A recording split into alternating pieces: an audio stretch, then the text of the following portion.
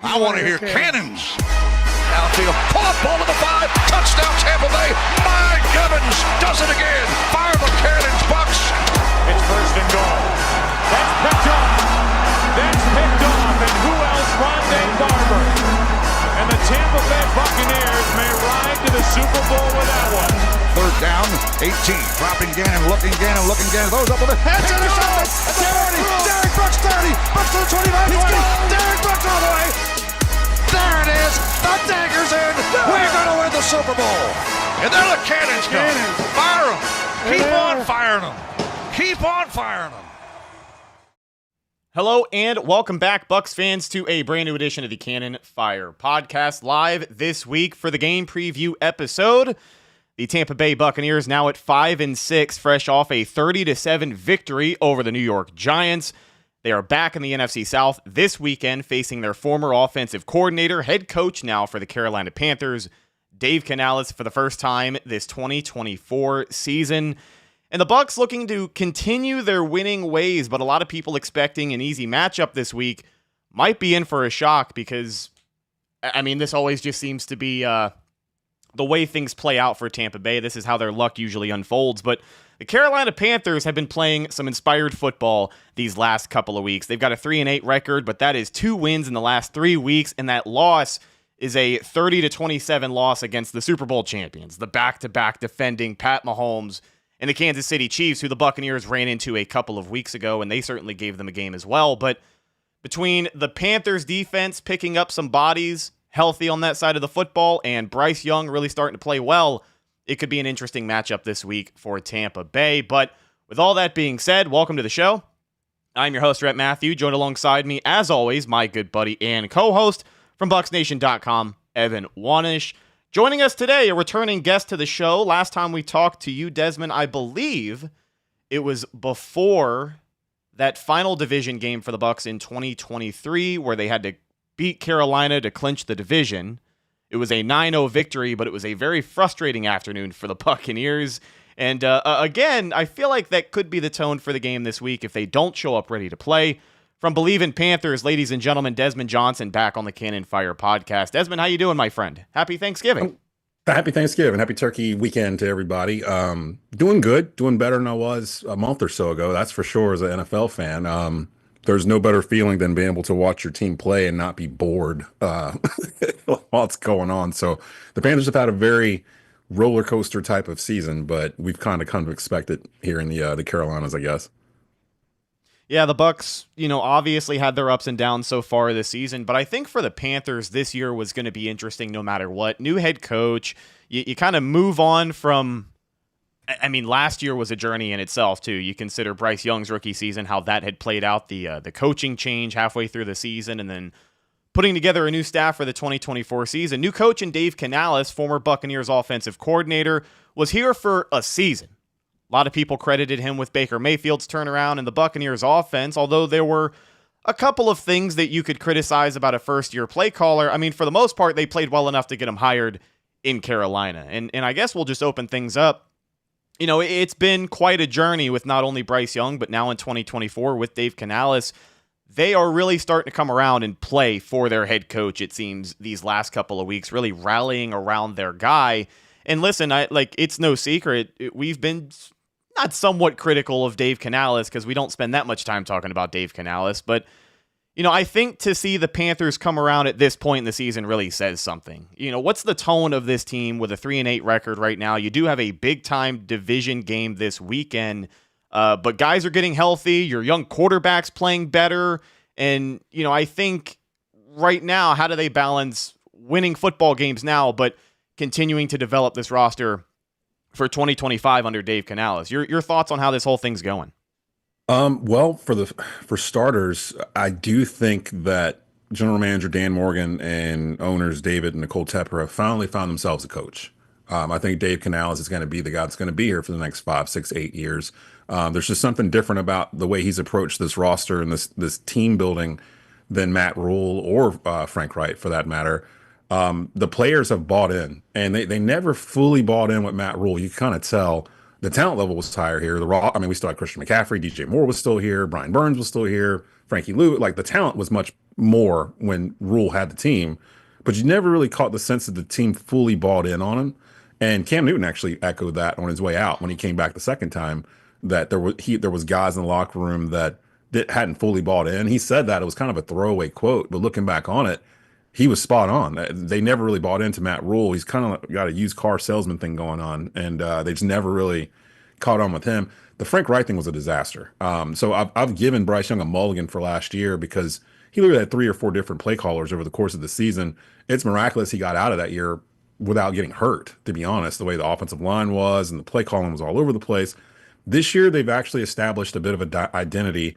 I think signing Chuba Hubbard to the deal midseason the way they did really solidified what they want to do. I would not be shocked if Jonathan Brooks gets a lot more carries in this game than he did last week, almost as if Canales was saving Brooks for his former team, so there wouldn't be any tape on him, really. He only got 2 carries last week for like 7 yards, but that almost feels like by design at this point. So I think Tampa's 25th against the run or something to that effect. I think Carolina's going to have a heavy dosage of running with Brooks and Hubbard. It's going to be the first time we kind of see double trouble 2.0. But to answer your question, I feel like the team has really begun to gravitate towards Canales because the things that he's done have actually provided results. You know, like if someone's telling you to keep punching this tree, eventually this tree is going to fall down, and you keep punching the tree and it's not falling down, you're getting bloody and everything else, you're going to start to question it, right? I think somewhere in the past 2 or 3 weeks, the tree started to fall and players started going, oh, this is actually working. Like, this is actually what he's telling us to do. It's actually working. And then that game Sunday against Kansas City, to see Bryce kind of put it all together, that was the first time a lot of people in that locker room had seen him put it together in an actual game as opposed to practice. I know people go back to the Green Bay game last year where he played pretty well also, but he followed that game with 2 0 outings against your Tampa Bay Bucs and against, I think it was the Saints, if I'm not mistaken. The last 2 games of the year last year, Carolina didn't score a point after that good Bryce Young game. So there's the Bryce lovers who are like, this is what we've been saying all along. There's the Bryce haters that are just like, that's one game. Then it's kind of me in the middle where I've never hated Bryce Young. I've actually looked at it like this has to work. This can't be a situation where I root for him to fail because we gave up so much for him. But it does feel like he turned a corner last Sunday where he's not bailing out on his pocket. He's throwing dots at receivers right now. I think he was like the 3rd highest QBR in the league last Sunday, going tit for tat with Pat Mahomes. And literally, if it wasn't for a Pat Mahomes scramble down the sideline at the end of that game where everybody thought he was going to run out of bounds and he did the regular Pat Mahomes and just kept running for 25 yards, we might be in overtime right now, you know? So there's a lot of optimism. I don't believe in moral victories, but that's about as good as ones you're going to get against the Kansas City Chiefs and Charlotte, a team that's trying to find its identity. They kind of found it against Kansas City.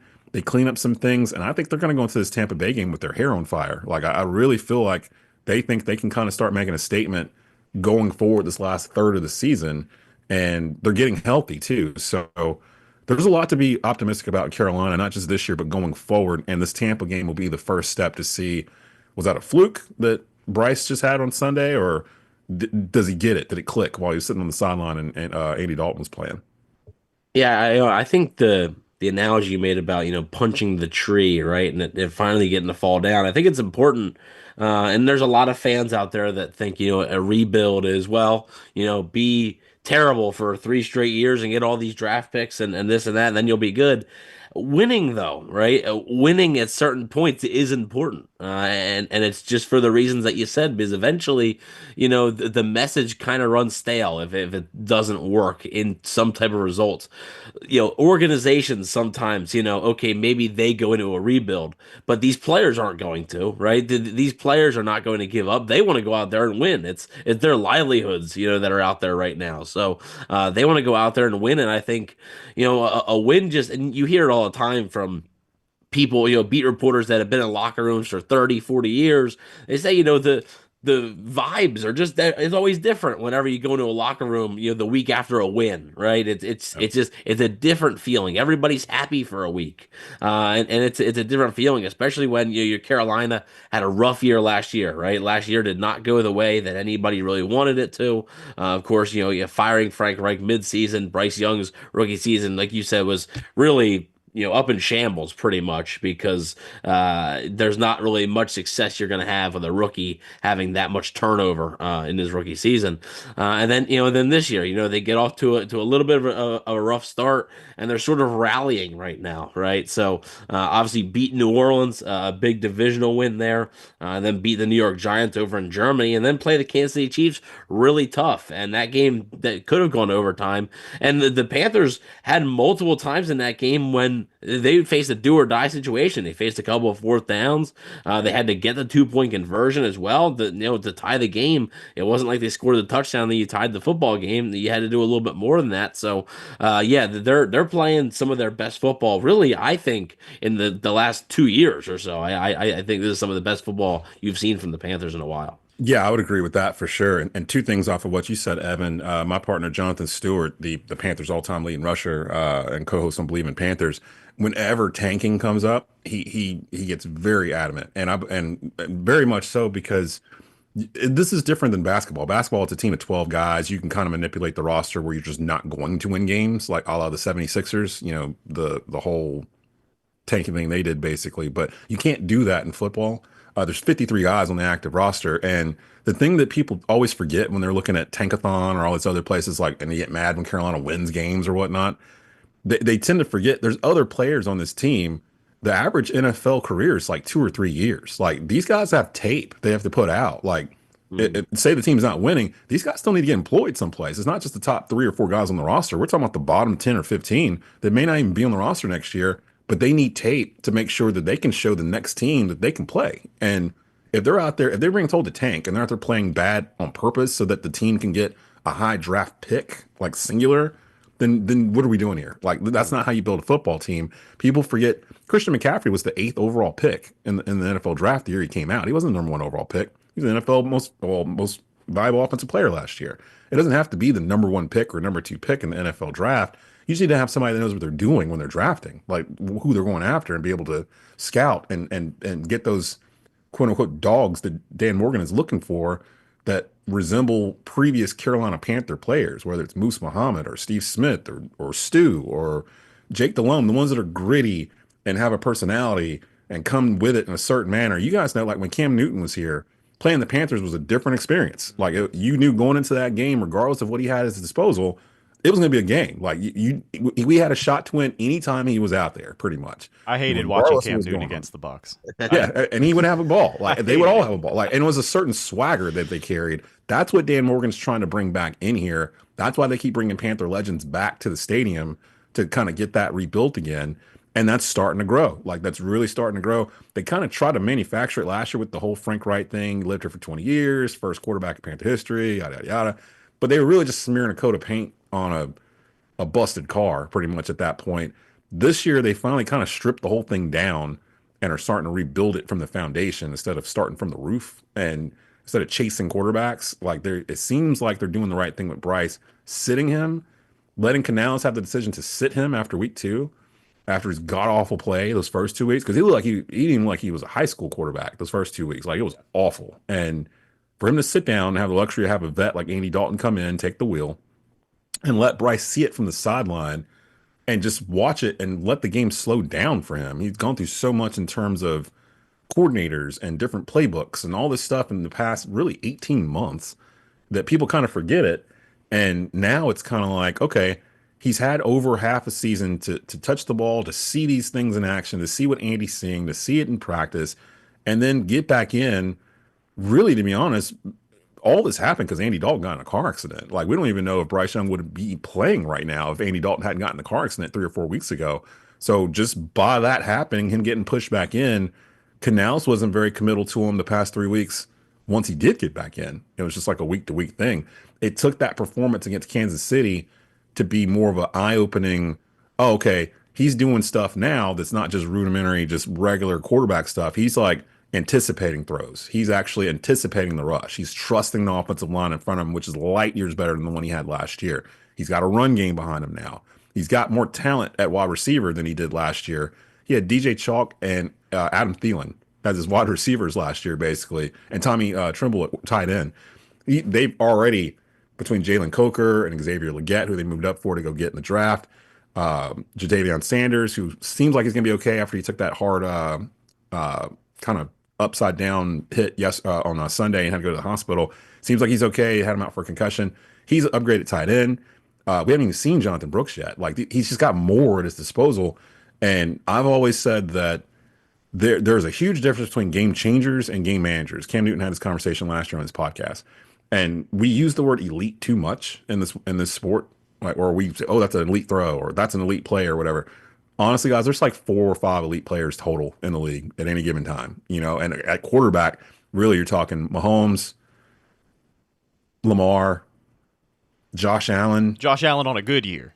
Yeah, and Joe Burrow. Like, I mean, that's probably the 4 right there. And then if you want to add Saquon and Derrick Henry, I won't have any problems with them being elite. But people want to crown Bryce as an elite player and a game changer. What I saw on Sunday was him being ultimate game manager. Like, the greatest quarterback of all time, Tom Brady, is a game manager. He wasn't a game changer. A game changer is someone that can come in like a Cam Newton, like a Lamar Jackson, and win the game on his own, with his own athleticism, his own wow plays. Like, he changes the game by himself.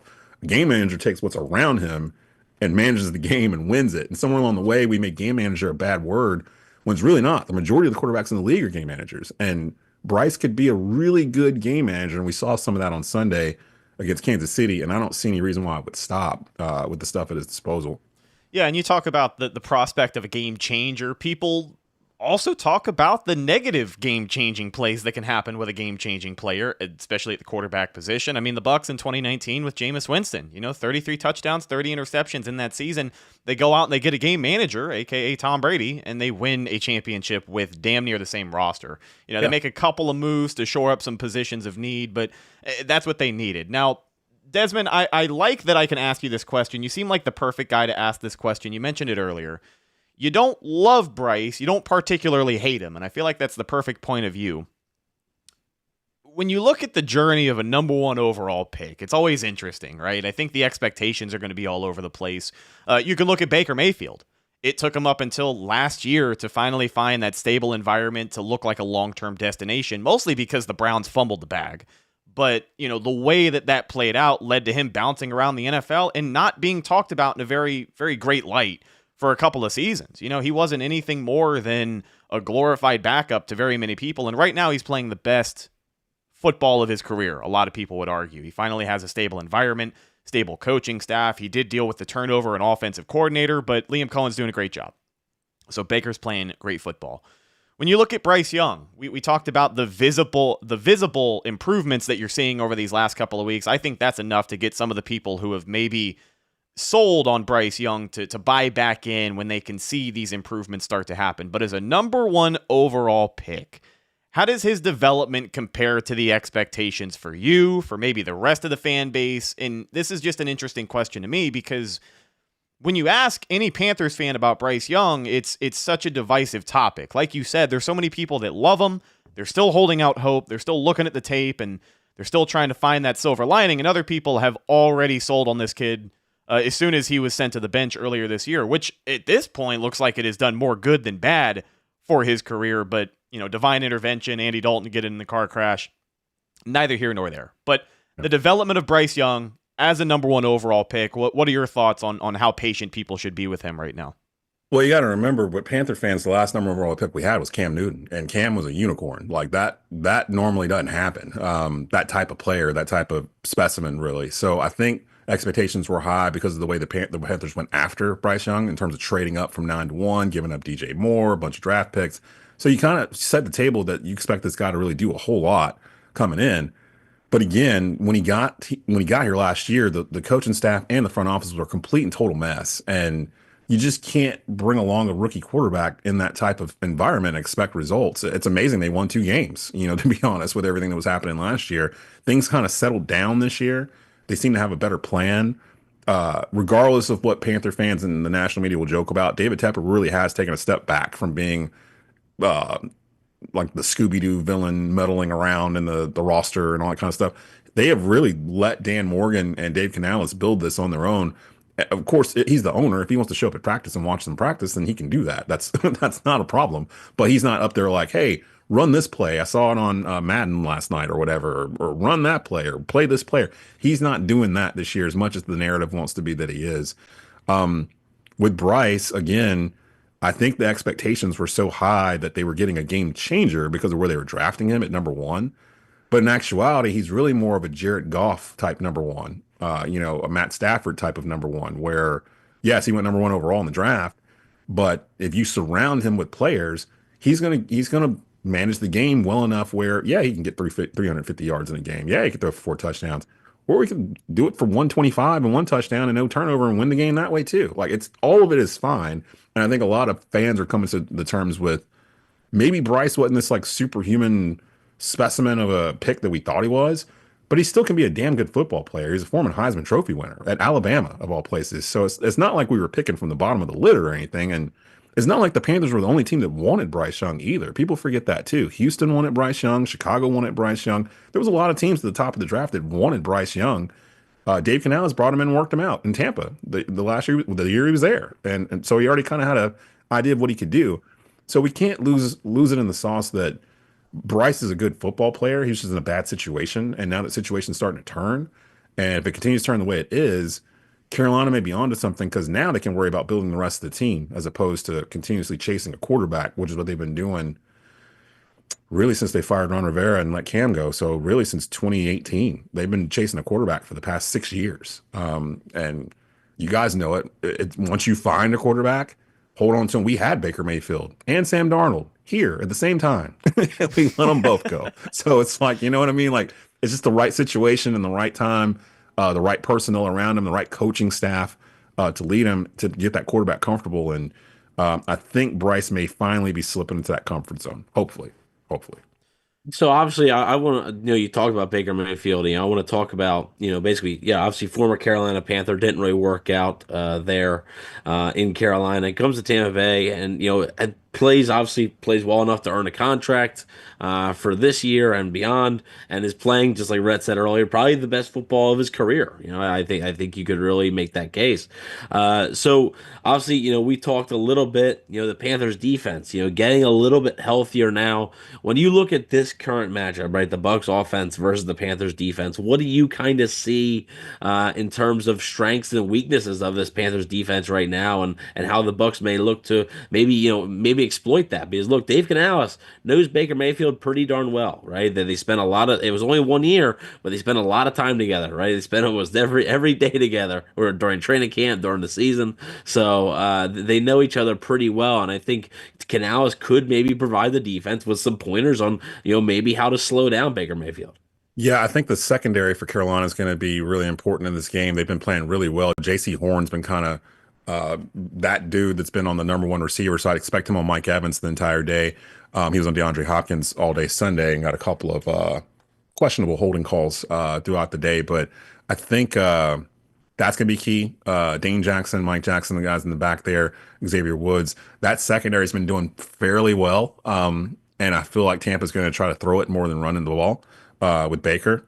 The thing that stood out to me last week with Carolina's defense is they had 5 sacks against Pat Mahomes in that offensive line. I know his left tackle is like a turnstile right now, but for the most part, if you watch that game, Pat Mahomes had 5-6 seconds to throw the football for the majority of the day, which is nuts in the NFL. Like, he was just back there, just standing there, nobody coming near him.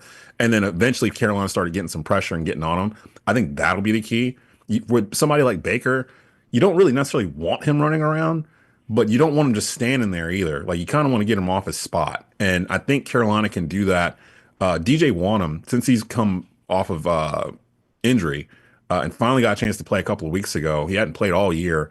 He finally got in, and it changed the complexity of the front seven for Carolina, because now it made it where you couldn't just focus on Jadeveon Clowney on one side. You've got somebody on the other side now that can get pressure, and that opened up the middle too. So I think Ejiro Evero is going to call some exotic type blitzes just to kind of throw Baker off, some stuff from the linebacking core. I expect Trevin Wallace to have a good game. Josie Jewell, I would expect to have a really good game. Guys that Jewell's been in his system before. Ashawn Robinson, who's a dude I would not want to meet in an alleyway after a par night. Like, he's just a evil looking man. He is in the middle now, and they're wrecking shop there. The defense is starting to hum, where a month ago, we were really concerned about the defense. They were just letting everything go through.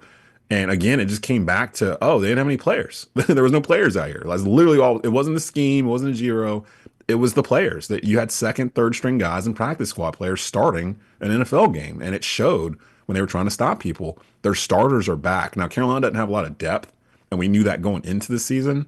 But the starting 11 on offense and defense, if they're all out there, I feel like they can run with whoever. Now, will they win the game? I don't know, but they'll make it competitive. So I think for me, I'm looking at what the front seven does against Baker in terms of pressure to get him off his spot. Baker seems like, from when I saw him when he was here, he's a timing guy. Like you got your receiver needs to be in the right spot at the right time when he throws it.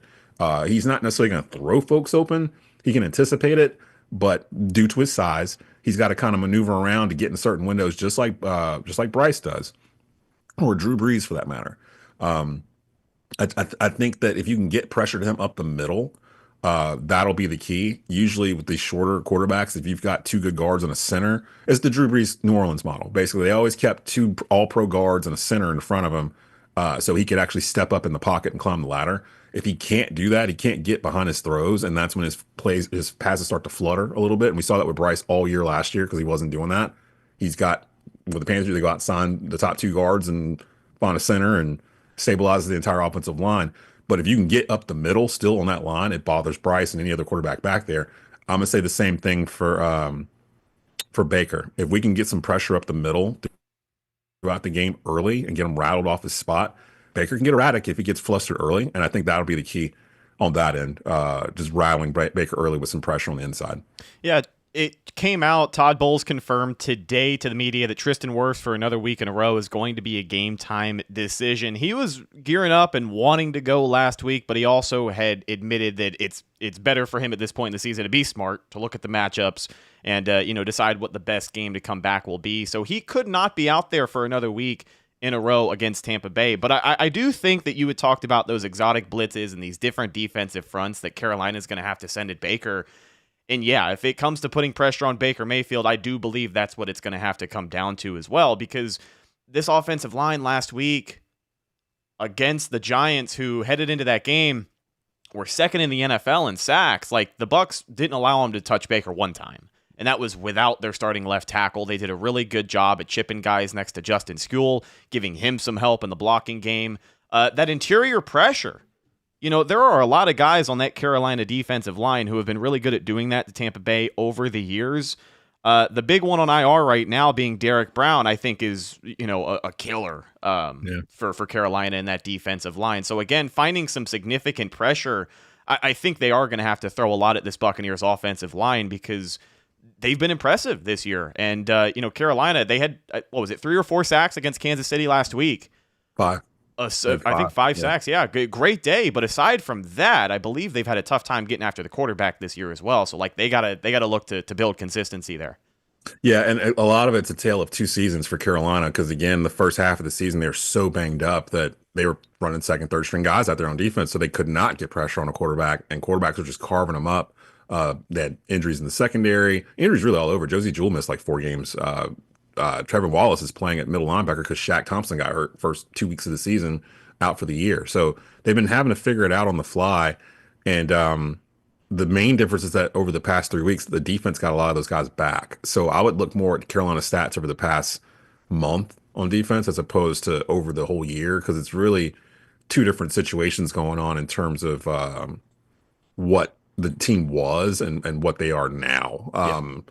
I think they're more closer to what we saw Sunday against Kansas City than what they were week 1 or week 2 or week 4 or whatnot, when they were really getting banged up and swapping guys in and out. So I would probably go along those ranges in terms of the past 3 or 4 weeks are probably more what we're going to see from Carolina on Sunday as opposed to before. I don't see them reverting back unless they just have a slew of injuries on Sunday, but I hope that doesn't happen. Knock on wood. Hope that doesn't happen. Yeah, when you're looking at this matchup and not even really talking about X's and O's and stuff like that, I just think you look at this and the Buccaneers now, right? Todd Bowles had said, earlier this week that their playoffs had basically started last week, right? They're in a situation where if they want to be able to make the playoffs or they want to be able to potentially win the division, again for the fourth straight season, they're gonna have to stack some wins here. Like they're gonna have to stack some wins. They have a favorable schedule down the stretch.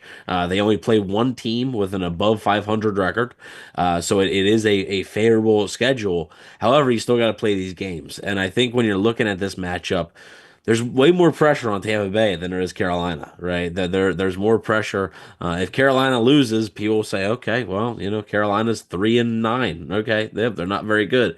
Whereas if Tampa Bay loses, it could be a thing where Rhett had said on the midweek show that we do that if the Bucs, this could wreck the Bucs season if they lose this game. And really, it's with a lot of these games. The Bucs have the Raiders next week. The Raiders are not a very good football team. That's a game that you need. That's at home, and nonetheless. I mean, that's a game you really need to win. So, there's a lot of pressure on the Bucs. We talk about a favorable schedule. At the same time, though, each week the pressure is going to be mounting because you have to win these football games, especially with Atlanta having the tiebreaker over Tampa Bay because Atlanta swept them. The Bucs have to have a completely better record than the Falcons to be able to win this division. So, I do think there's a lot more pressure on Tampa Bay headed into this game than Carolina, and I think that matters too. We'll see. The Bucs didn't really play like a team that was tight, last week, or too much pressure, or whatever.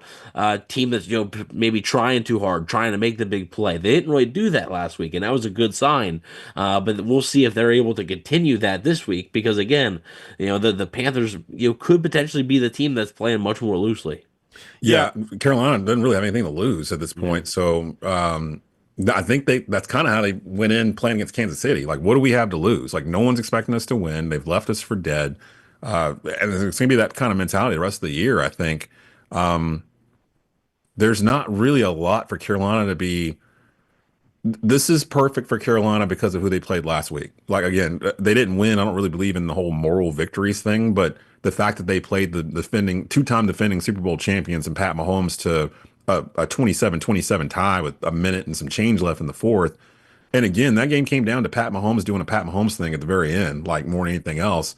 I think somebody, one of my buddies in the media, Chris Lee and Dennis Cox over at WRL in Raleigh, they do Panthers Playbook, a podcast each week. And I was talking to them, and they were like, normally during a Panthers game when there's a loss, you can't find any Panther players in the locker room afterwards. Like, they're quick to get in and get out. They don't want to talk to the media. After that Chiefs game, there was Panther players all over the place in the locker room. They wanted to talk to the media. They wanted to talk about the growth they've had and everything else. There was a palatable excitement in the locker room after a loss. And I think that's carried through this week. I think it'll carry to Sunday. And honestly, I think it'll carry into December. Like, I think that's going to be a turning point looking at the season for Carolina. That loss to Kansas City, I think, could, in theory, be the turning point where we look at it next year when Carolina's 3-0 or whatever they might end up doing after they go through the draft and everything else. Wishful thinking. But if they do that, we can look back and go, remember that Kansas City game late November, right before Thanksgiving? Bryce balled out. They had him on the ropes. Pat Mahomes did a Pat Mahomes thing. Kansas City escaped again. But that was the point where the team fortunes changed for Carolina, and it stopped being about, well, who's going to be the coach next year? Who's going to be the quarterback next year? To how good can we be next year, which is a different kind of conversation. So, again, I'm expecting Carolina to come out with their hair on fire in this game. Like, they have nothing to lose. It's at home. It's a 4:00 game, so most of the country's going to be watching this game. And I really think they're going to show out. I really do. I don't have any reason to think that they won't after what they just did over the past month. I got to say, when it comes to this matchup, it's really a lot of the pressure that Evan has mentioned, I think, is going to be on the Buccaneers defense, because a lot of people are expecting Baker Mayfield, this Buccaneers offense, Liam Cohen, Mike Evans getting healthy again, back in the lineup this week. Going to be interesting to see his usage, but a lot of people feel like this offense is more than capable. And even in the losses the Bucs have had this season, losing 4 in a row, this offense was capable. A lot of people would argue more than capable. Baker did have a rough stretch, but he's been playing good football this year. On defense last week for Tampa Bay, they only missed 3 tackles. They have been one of the worst tackling units in the NFL so far this season. That is why a lot of these teams are really just moving the ball effectively. When it's not a communication breakdown, guys haven't been able to tackle, and that's a player execution issue. But last week, they only missed 3 tackles. They only allowed 7 points. Last week was probably the most dominant we have seen the defense look in a very, very long time. But I wanted to ask you about a guy that the Buccaneers defense is going to have to be prepared for, and that is Chuba Hubbard. You talked about how they did get aggressive and made a move or signed him to his deal halfway through the season, kind of set the tone for their expectations for him. But he has been effective. He has been one of the more consistent bright spots, I'd say, for the Panthers on offense this year. What makes him so effective? And do you think he could be one of those guys the Bucs have a hard time wrapping up this week? I do. Chuba's been like this since college. He led the NCAA in rushing yards his senior year. So this isn't anything new. He ran like this a little bit last year. He just didn't get enough of the carries. There's some times where Dave Canales kind of forgets he's there, and I know sometimes the game dictates that or whatnot, and you can't run the ball. Like Sunday, Kansas City basically stacked the box the whole first half. They kind of dared Bryce Young to beat him, and he started doing it, and it started opening it up in the second for Chuba, and Jonathan Brooks got a couple carries as well. But he's a really hard runner. He runs really hard. He keeps turning his legs. He's really strong lower body strength. He lowers his shoulders. He's not like a juke type guy. He's really more of a kind of a combination power back. He's got some speed to him. The thing with Chuba now is he has a really good offensive line in front of him. Anytime you see a Chuba Hubbard long run, more than likely you see Robert Hunt 20 yards down the field tossing a dude like a bag of potatoes, like down the field, like every time. It's eerie. Like, go back and watch some Chuba Hubbard film. You will see number 50 somewhere in there leading the block, on the block, doing some kind of crazy block during the run that springs Chuba out for another 20 yards. And that's really the key. The key is not necessarily Chuba Hubbard. The key is the offensive line for Carolina. They've been playing exceptionally well all year, really, to be honest. Bryce had a pocket before. He just didn't recognize it, like with PTSD or whatever, and was just running out of an empty pocket. Andy Dalton saw the pocket and played well early on. And then Bryce started figuring out the past couple of weeks that, hey, I got a pocket. They're actually blocking. Hey, we can run the ball. Chuba's averaging almost 5 yards a carry. If I'm not mistaken, I think he's top 5 in rushing yards right now in the league. I know that Saquon and Derrick Henry are on like a whole other planet. I think they both have over 1,300 yards each or something right now. But Chuba's sitting at like 880, 890, something like that. And that's with some games where they kind of forgot he was there. So I would expect a heavy dose of Bryce Young. I mean, not Bryce Young, excuse me. A heavy dose of Chuba Hubbard and Jonathan Brooks in this game on Sunday. I really think that they're going to really rely on the ground game because everyone's going to be expecting Bryce to come out and sling it after the game last week. I think Canales switches it up entirely. It's like, look, I worked at Tampa last year. I know their personnel. We can run on this team. This team, again, I think they're in the mid-20s in terms of run defense. Use that as your advantage and run the ball. You're getting 5 yards a carry per run. Run the ball. Like, sometimes it's a lot easier just to do the easy thing. Don't overthink it. Don't worry about what Tampa's going to do. Do what you're going to do. Run the ball. Run the ball. Control the clock. Keep Baker and those guys off the field. Make Tampa's defense work all day. And I think if you do that, Tampa can be had. I don't think that Tampa is so much better than Carolina that it would be amazing if Carolina beats Tampa. Like, I don't think it's that much of an upset if Carolina beats Tampa after the past month, but to do it, I think is really going to regard on the Carolina run game. If Carolina sticks to the run, if Carolina gets 30 rushes and they get 140 yards on the ground, I think they win the game. Yeah, and I mean, look, Chuba Hubbard's been a guy that's, has given Tampa fits in the past. I remember there was a couple games, the last time, they played Carolina a couple years ago with Tom Brady, and I think Chuba Hubbard and Deontay Foreman both just terrorized the Buccaneers defense in that game. Obviously, 2 years ago, both teams much different looking now, but still matters, right? And Chuba Hubbard's a pretty good player. So really quick, before we go on to any score predictions or anything, I wanted to address a couple of things in the chat because course, the chat is talking about everybody's favorite topic, which is Todd Bowles' job security. So It's that time of the year. Yeah. Richard in the chat says if the Bucs lose, Bowles' seat cranks up to super hot. G. Martin says if Tampa loses, they might fire Todd Bowles. And then Christopher Cole, because the Bears actually, while we were doing the show, the Bears have fired Matt Eberflus. So Christopher Cole said if the Bears can finally fire their coach midseason, then the Bucs should be able to if they lose against Carolina. So there's a lot of people that want to put a lot of pressure on Todd Bowles, and there is a lot of pressure on Todd Bowles' team to perform these last 6 games because his job may depend on it. That being said, we have to keep reiterating this. You know, the Glazers have never fired a head coach midseason, and it's not going to start now. Not with 6 games left. You know, after this game, it'd be 5 games. They wouldn't be mathematically eliminated from the playoffs even if they lose this game. So the Glazers are simply not going to do it.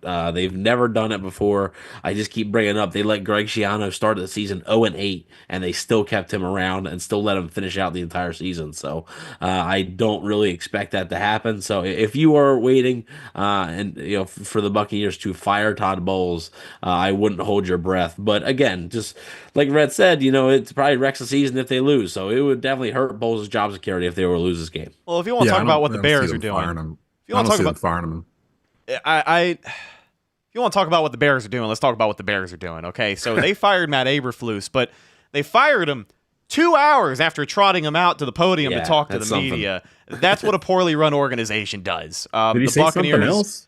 Did he say something else today? No, but he had a press conference this morning. Yep. It was just like the normal day after the game media. Like it was like, and then, so they trotted him out there and then they fired him like an hour and a half later. I've seen other people say it. I'll reiterate the same point. What do you know now that you didn't know 3 hours ago when he went and talked to the media? It just doesn't make sense. Doesn't shine a bright light on how they're doing things over there. But I mean, this isn't a Bears podcast. As a Panther fan and had to hear Bears fans talk about how they fleeced the Panthers for the past like a year on this trade or whatever, to see them going through this warms my heart so much that because they don't know what this is like. They're going, well, they kind of do because it's the Bears, but they're going through it in real time right now. And all we've heard from Bears fans is, oh, look what happened. We've got your number 1 wide receiver. Oh, Caleb Williams is better than Bryce Young. We got all these picks from Carolina, blah, blah, blah. And Chicago is falling apart. And I love it. I personally love it. We won't spend too much time on the Bears, but I mean, when you look at what's going on up there, I think it is far beyond just roster construction. I think it is an organization issue. And there's a lot of things they're going to have to clean themselves up here over the next couple of years. But go check that stuff out on your favorite Bears podcast. Right now, we are going to give our closing thoughts on the Buccaneers versus Panthers for Week 13, an NFC South matchup for the Buccaneers. Again, only 1 game behind the Atlanta Falcons, but the Falcons did get the sweep, so they got that tiebreaker. The Bucs have to finish with a better record than the Falcons. And this is a game that's going to go a very long way. I mean, this is a game that, matters that much more because you play them again in a few short weeks. Like, you're going to see the Panthers again. And that game, I would argue, is going to be twice as much pressure as this game, depending on how many games you've won in between, depending on what your path to the postseason looks like. It's only the last couple of weeks of the season at that point, but those division games really do love to play upset there at the end of the year. And if I'm not mistaken, none of these NFC South teams technically out of it yet. So, like, literally anything could happen here. Yeah, I mean, technically, no. Yeah, you're not out of it until you're mathematically out of it. So we'll have to wait and see. I will say, getting into the predictions here, we talked about Chuba Hubbard, his effectiveness on offense, and Dave Canales, his approach to kind of running the football against this Buccaneers football team. And I think that's true. I think if the Panthers can control the clock, control the pace of the game, and find some success early, it could be a long and frustrating afternoon for the Bucs. But I really do believe this game is going to come down to the Buccaneers offense just continuing to put up a lot of points they did last week. They put up 30 points on the scoreboard last week against the Giants, and I know the Panthers at all levels are better than the Giants are right now. But one thing the Bucs have coming into this matchup that they didn't have the last time they played Carolina is a run game and an offensive coordinator. With all due respect to Dave Canales, I liked him a lot. I wish he stayed another year in Tampa. Most fans do. Like, hindsight is 2020. So people are going to tell you that with the head coaching job that he's had in Carolina, oh, we're so much better without Canales. And yeah, Liam Cohen was a godsend. I am glad that hire worked out the way that it did. But Dave Canales had a couple of games last year where he just called up some stinkers. And, also, like the consensus when Canales was hired by the Panthers was it's a bad thing for the Buccaneers. Right. Like, that was the consensus because, like, they were losing their offensive coordinator. Like, most people wanted Canales back for a second year. I think if Canales overcommits to the run this week and they can't get anything going in the early going, I think the Bucs do find themselves up here early. At the end of the first half, I don't think they run away with it, but if they can set the tone and score on the first couple of drives, if you go into the second quarter and it's 10-0, I mean, Desmond, I'll just ask you, and then we'll get your prediction here. Do you think if it came down to it, if this became a scoring contest, has Bryce Young showed you enough? Can he keep up with this Bucs offense if they really find a rhythm here? Yeah, I think he can. Again, I think his personnel is different than the last time you saw him last year, and his offensive line is way better, which was the number one reason why he couldn't last year. He just couldn't depend on the offensive line. And they've basically played the same guys the past month. The interior in particular, Robert Hunt and Damian Lewis, the two free agent pickups that they picked up in the offseason, have played exceptionally well. Robert Hunt, I think, is having an all-pro season at guard right now. He's literally on a highlight every week doing something at offensive guard, which is really hard to do. I do think that they can get into, I mean, they just had a shootout with Kansas City last week. Like, if they can shoot out with Kansas City, I'm pretty sure they can shoot out with anybody. I think the thing that's overlooked in that game last week too, Carolina had their first 3 or 4 trips to the red zone all resulted in field goals. They couldn't punch it in for touchdowns. And if they had done that, that game probably goes a lot different. So I think that's probably the main thing they worked on this week. I would expect that to be a little bit better going into this week. I've always said this Carolina team, they can't really play from behind. Now, this past month, they've shown that they can go back and forth with teams, but for the most part, they play better when they have the lead early. If they get it early, score first, it kind of just changes the whole dynamic of the team. This is still a really young team, a really young roster. I think for me, the key for Carolina is to score early, get the lead quick, and then be able to dictate clock in terms of running the football, keeping Tampa off the field on offense, going after Baker on defense, everything I was saying before, pressure up the middle of that Tampa Bay offensive line, get Baker off of his spot where he wants to stand, make him run around, make him get rattled, make them have to do some stuff they don't want to do, like run the football or just anything other than what they want to do. And if they can do that early and establish it early, yeah, I don't think that Carolina can't have shootouts with Tampa. In fact, I would kind of expect it, to be honest. I don't think it's going to be a low-scoring game like last year. I think it's going to be more of a high-scoring game this year, a lot more passing yards for both Baker and for Bryce. And to me, the main key is going to be, can Carolina get to that point I was saying earlier? Can they get 25, 28 rushes for 140-some yards? They can do that between the two running backs. To me, that shows they've been dictating time. They're moving the chains. They're actually keeping Tampa off of the field. And yeah, I think they can do a shootout with them. I think they have enough bullets in the holster to actually do it this time of the year.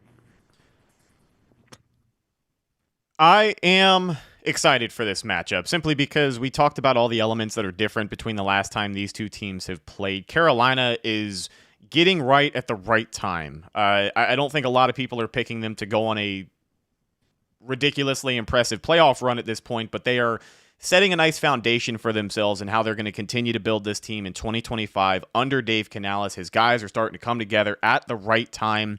And, 2 wins in their last 3 weeks, that loss being a shootout with Kansas City speaks for itself.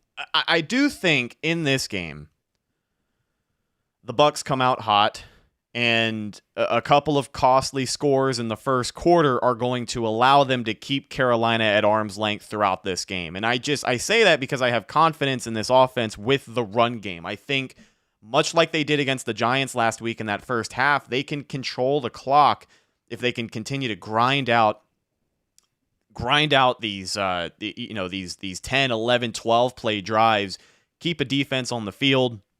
And if the offensive line can continue to take care of Baker Mayfield, maybe he doesn't have to do that much this week. I mean, literally, I know it was a 30-7 win, but put his body on the line, went up and over the goal line last week. Hopefully he doesn't have to do that this week. I think the run game is going to come in big here for the Bucs. But I think final score of this game, I've got Tampa Bay winning it 24-17. There are some times where the anxiety gets up. Carolina at some point is going to be able to move the ball pretty well on this Buccaneers defense, but red zone defense is going to go a long way this week. Red zone defense was pretty decent last week against the Giants. They're going to have to do that again, but I do have the Buccaneers winning this one 24-17. I think it's a much closer game than a lot of people are expecting here, though, and that's the nature of these NFC South matchups. Evan, your prediction here. The Bucs are 7-1 against the Panthers since 2020. So the Bucs have really dominated this matchup. Obviously, the Buccaneers and Panthers in two different, stages of an organization, I guess, since 2020, really. Just like Desmond said, the Panthers, ever since, 2018, basically kind of been in limbo, especially when it comes to the quarterback position. The Bucs have faced all types of dudes. They've faced Teddy Bridgewater. They've faced, they faced Bryce Young. They faced Andy Dalton, I believe. They faced a lot of these guys, for the Panthers, and the Bucs have done well. That being said, like you said, Rhett, the NFC South matchups, right? The divisional matchups. A lot of times, you play your division close, and especially when you got, a head coach that knows that opposing team, right? Knows what Todd Bowles wants to do. Now, on the other hand, Todd Bowles knows what Dave Canales likes to do, right? So they both know each other well. So I do think this is a close game. I think the Bucs are gonna maybe squeak this one out. I think it's gonna take a last minute field goal from Chase McLaughlin to win this game. I have the Buccaneers winning 26-23. I think the Panthers are gonna put up a heck of a fight again. I think the pressure is more so on Tampa Bay's side of things. I think the Panthers are gonna be playing loose and just sort of riding off that high. Just like Desmond said, there's no moral victories, I think, in the NFL, but you can sort of hang your hat on the fact that you hung in there with Kansas City, right? Especially, the Panthers went down, in the game, right? They went down a little bit in the game, and they clawed their way back and were able to come back in that game and almost win it. So I think that's there's no moral victories, but that's a morale booster a little bit, right? Gives you that confidence, gives you that belief that maybe you're really never out of a game. So I think that matters here. So, but I also think the Buccaneers are a desperate football team that knows what's on the line here. They know that a loss would really hurt their playoff chances, and I think they come prepared to play. I do think the key is if the Bucs get a lead early, because I don't think I think the Panthers. I think, sure, like we've seen the Buccaneers defense, like the Bucs pass defense in particular, have struggles this year. So like could Carolina be able to throw the ball with a lot of success? Sure, but I think they're going to want to involve a guy like Chuba Hubbard in the running game. If the Panthers are down multiple scores early, you can't probably do that as much. Makes the Panthers a little bit one-dimensional. So I think getting a lead early is important, but I think it's a close game. I think the Buccaneers squeak out a win against the Panthers and go back to 500 finally. Desmond, what you got? So I'm glad you mentioned the Bleav part because we do have the sounder of Dion. Do you believe? I do believe that the Panthers can win this football game. I'm going to go 24-20 Carolina. I do think it's going to be a heavy dose of the run game for Carolina. I think they're really going to lean on it early and often. I think Chuba goes off for 100 yards in this game, 20 carries. We see a little bit of Jonathan Brooks. I don't know if Jatavion Sanders is going to be available, the tight end. I think he's probably ruled out because I think they had him as a concussion from last week. So I don't think he'll be available, but Tommy Tremble should be at tight end. Xavier Legette. Jalen Coker was actually out last week against Kansas City. I haven't checked his status yet to see if he'll be available Sunday, but the undrafted free agent wide receiver that they picked up, he's been huge in the pass game as well. Carolina's they're finding a groove right now in terms of what they're doing, and they're still kind of under the radar. The national media started picking them up after what happened against Kansas City last week, and I saw the NFL and CBS crew giving them props after that game that, wow, we didn't expect that to look like that, yada, yada, yada. Carolina was down 11 points with 8 minutes to go in the fourth quarter in that Kansas City game and figure out a way to tie that game up by scoring on Kansas City's top 5 defense and then actually going back and scoring down again and stopping Kansas City's offense from doing anything in that span. So that's a real huge confidence builder. And I feel like if you can do that to Kansas City, you can do that to anybody in the league. And I think they're really going to carry that over into this week. It's going to be it's a conference game. It's an NFC South game, so I don't expect any one of them to pull away from the other. It'll be back and forth all day, but I think a late touchdown by Carolina in the fourth quarter will give them the 24-20 lead, and they will get a defensive stop in the end to keep Tampa out of the end zone. Maybe Carolina 24-20. Carolina at that point will have won 3 of their past 4, and you'll start hearing talks about what's up in Carolina and visionettes with Dave Canales and all that stuff going forward. But they got to do it first on Sunday, 24-20 Carolina. There you have it, ladies and gentlemen. That's just about going to do it for this week's game preview of the Cannon Fire Podcast. Taking a look at Week 13's matchup between the Tampa Bay Buccaneers and the Carolina Panthers. Want to say thank you once again to our returning guest Desmond Johnson of Bleav in Panthers. Desmond, always appreciate your insight, my friend. Very level-headed Panthers fan. I really do appreciate your takes, your research. You guys take a lot of time to put out a great show. Where can the people find that and some more of your great content? Hopefully we talk to you in a couple of weeks here. Yeah, sure. Love being on with you guys. We might try to set up something when we get you guys come over with us and talk with us during the week when they come back, when we go down to Tampa. You can follow us on Twitter. Bleav in Panthers is on Instagram at Bleav in Panthers, or excuse me, Bleav in Carolina Panthers. On Twitter, it's at Bleav in Panthers. Our show is live every Tuesday at 10:30. You can see it there. You can we do interactive like you guys do, where we'll take comments and questions from the crowd while we're actually in there. It's myself, Jonathan Stewart, and Skylar Callahan, who's the beat writer for the Panthers for Sports Illustrated, who should be back from paternity leave next week. So all 3 of us will be back. The gang will be all together. You can watch the show every Tuesday and throughout the week on my Tobacco Road YouTube channel. It's youtube.com/@Tobacco Road Sports Radio, where you can find Bleav in Panthers. You can find the Keep Pounding Podcast Network with multiple Panther podcasts there, and all kinds of stuff from Central North Carolina through Tobacco Road Sports Radio. So appreciate you guys having me on, and I just hope we have a good game. That's really where the Panther fans are at this point. Just don't embarrass us. Just play well. Just make it where we're spending 3.5 hours of our life on a Sunday here with you. At least make us don't feel like we wasted that time while we're doing it, because we've already had that part of the season. So let's have another fun Sunday and see where it goes. Man, I got to tell you, I know nothing more about that experience where you reach the point of the season where it's late November, early December. If you have a team that isn't very competitive by that point, you're like, all right, man, it's kind of like when you're at work getting through that holiday slump. You're like, man, I'm going to show up just enough to get this over with and get on to next year. And, the Panthers playing some inspiring football has made for some very exciting matchups. I think it'll make for another exciting matchup this week. And, you really never know. People in the live chat may not like it. A lot of pushback on the picks today, but I do think that you never know in the grand scheme of the NFL, ebbs and flows of the season, any given Sunday, as they say. Yep. Follow the show on social media, Facebook, Instagram, and Twitter. All of those are Cannon Fire Podcast. Best place to go for updates on the show. And, of course, Buccaneer news as it happens. Speaking of Bucs news as it happens, you can follow my co-host Evan on Instagram at Bucs_daily. You can also find him on Twitter at EvanNFL and check out his written work at BucsNation.com. What have you got this week? Yeah, so going to be prepping for Carolina, and not just me, all the great writers we have over there at Bucs Nation. We'll be having our game picks and everything out, I Bleav, sometime today or tomorrow. And then after the game, the following Monday, I'll have reactions, going on Twitter and just seeing what Twitter thinks about the big win or a tough loss for the Buccaneers. So we'll have to wait and see what result that is and sort of the vibe of that reactions. But we'll have to wait and see. But yeah, head over to BucsNation.com for all that good stuff. Last but not least, you can find myself on Instagram and Twitter at Reticus, RHETTAKUS. If you follow me, I will follow you back. But that's the show. Once again, thank you to our guest, Desmond Johnson from Bleav in Panthers. Make sure you follow him on social media and check out his show for more Panthers coverage. And we will talk to you guys on Sunday.